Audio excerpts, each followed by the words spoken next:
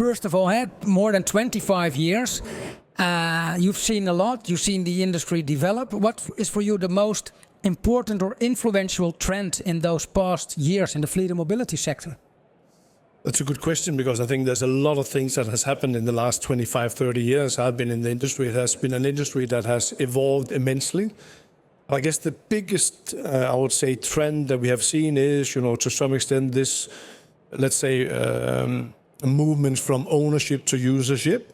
And actually, you could say our product being a product to become more service and mobility as a service.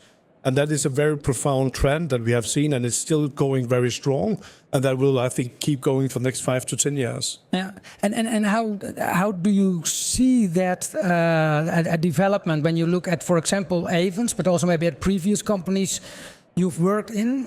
So the trend that it's service focused instead of product focused. So I think it has been a kind of a natural development we have seen, and basically evolved with our clients to a very large extent.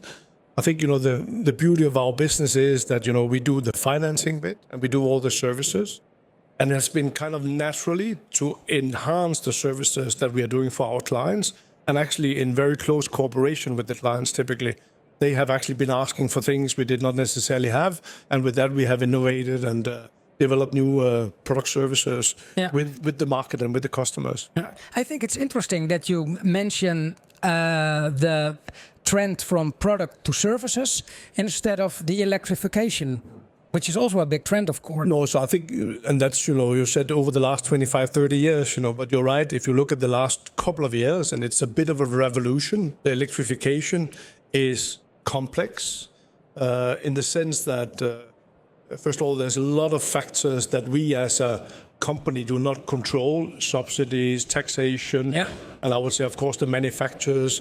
How quick is this technology becoming obsolete or actually being evolving? So, the electrification is really at the heart of change and transformation for the time being. But as you asked, for 25, 30 years, I think that was the most profound. I would fully agree with you today. It's really the transition to electric vehicles. One big thing, of course, in your leadership role at ALD was the merger with LeasePlan to form Ayvens. What do you see as your proudest or biggest achievement? So, as you said, you have been in this industry for the last more than 25 years. So I have a few more proud, let's say, moments than putting ALD and LeasePlan together into Ayvens. But by no comparison, that is, of course, the biggest achievement in my career. I think it's the dream of any CEO to be able to merge with your biggest competitor and bring something very significant and very, let's say, structural to life, which I think we have done with Ayvens, and we are well advanced with it. As I said, we are practically through the integration and the migration, the data migrations. And we are basically now starting to look forward, and Ayvens will be a major player in the market going forward, at least the next 5 to 10 years as well. So I think there is a few things. We had a very strict plan in terms of integration and merger that we had designed before the closing, and we have basically been following that 80%. Of course, there has been changes in the market and changes in the environment around us, and hence we have had to adjust. But 80% of the plan have actually held up, to what we wanted to do. Yeah. I think coming back to the cultural integration, which is typically the most difficult, especially when you take two companies who have been competing for 25 years or 30 years in the markets, obviously number 1 and 2 in the market, in the European market at least. So to actually get Ayvens into a new culture, and today, if you visit our subsidiaries, or if you visit our headquarters or insurance companies, you don't see what was ALD, what was LeasePlan. It's actually Ayvens. Is there anything that you would have achieved but didn't succeed, or maybe you are not there yet? So I think we are just coming out of integration and merger. Yeah. So there's still a lot to be done.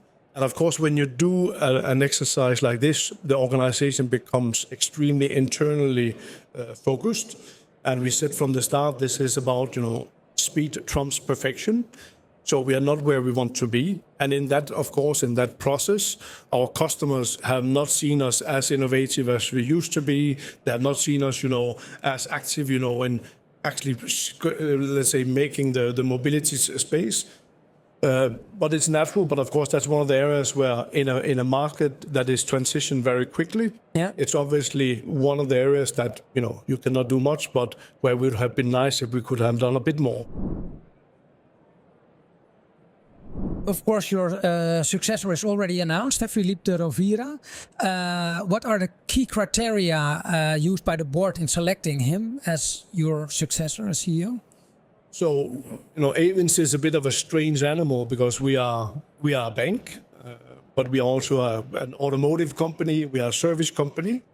So first of all, I think the board were looking for somebody who ticks the boxes, also somebody who had experience, I think, with integration and mergers, and obviously somebody who could take, let's say, the company from where we are today. And what I said, what is the next 5 years? It's about, operational excellence, customer centricity, and with that, Philippe is ticking all the boxes. He's coming from Stellantis, where he first of all have touched all the different parts of an auto manufacturer, which I think is very important in this transition that we will see the next 5 years. But also he has been overlooking the finance companies in Stellantis.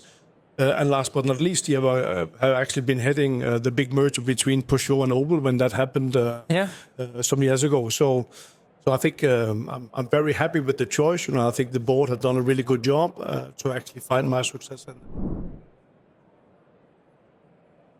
To integrate the two IT systems of both companies, that was quite a big deal, so to say. Why was that? Why was that so hard to? So I think data migration and the mergers of IT systems is always difficult, and more difficult than you want it to be. In our case, it was particularly difficult because, as I said, we wanted to take the best of the two worlds. And in details, ALD and LeasePlan were not necessarily very similar. We had actually different ways to market. We had different ways to actually look at our clients and serve our clients. So what we have had to do in 21 countries, where we're going from either a LeasePlan platform to an ALD or vice versa, we have had to reconstruct basically the whole environment of the other part. And that is very, very cumbersome in a very short term.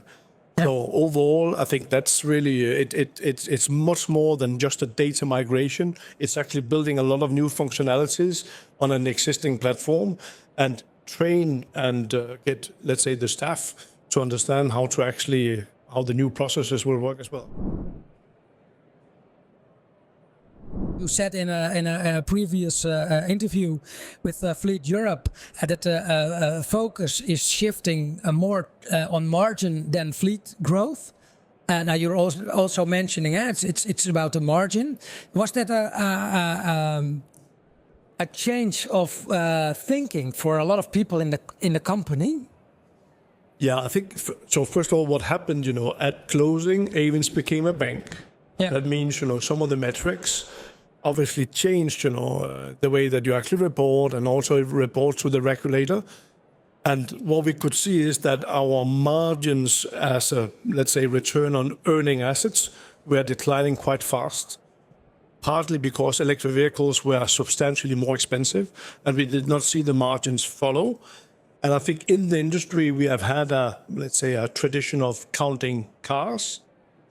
And not all cars is healthy business at the end of the day. No.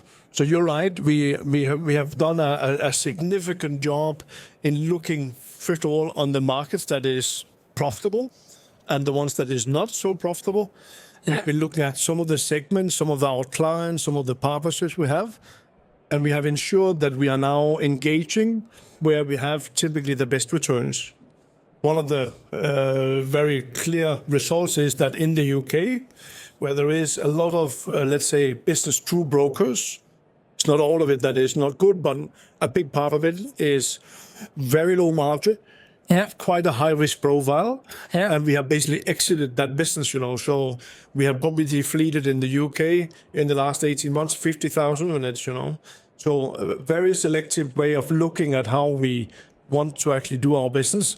And as we have created the scale we have with Ayvens, we do not necessarily need, to grow as much as we did in the past to actually get to the right, results also on the financial side.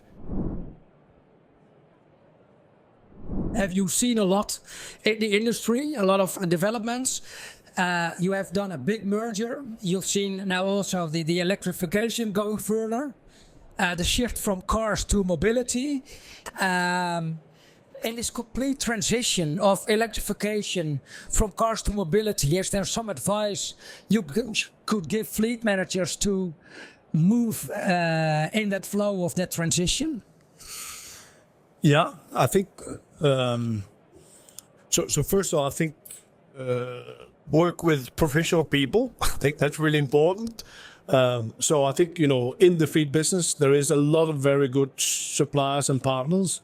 And I mean, push your partner to actually be very close in all the solutions we talk about. It's an incredible transformation that is ongoing. And as you said, on the electrification, some of it we got wrong. And obviously, some of it is becoming too expensive. Yeah. So, our fleet managers need to be very close to us, and we need to be very close to them. And I think, as a fleet manager, I would really ask for all the help I can get, and even ask more questions and more requests than I would have done 5 years ago, where the world looked a bit more linear. It's not linear for the time being. And I think the only way to, not the only way, but a good way to actually get somebody like Ayvens and the likes of Ayvens to do exactly what, we should be doing in the next 4 or 5 years is actually to ask, and in a very deep dialogue. It works really well if we are challenged, by our clients, and that our clients is actually asking us, to be even closer to them than we are today. Well, thank you, Tim, for this interview. And I wish you a very pleasant retirement. Does that mean that we won't see you in the lease and fleet sector anymore, or maybe? No, I think like most of, let's say, retired CEOs, you have some opportunities as non-executive work, or maybe a bit of consulting. And I'm retiring to actually work less.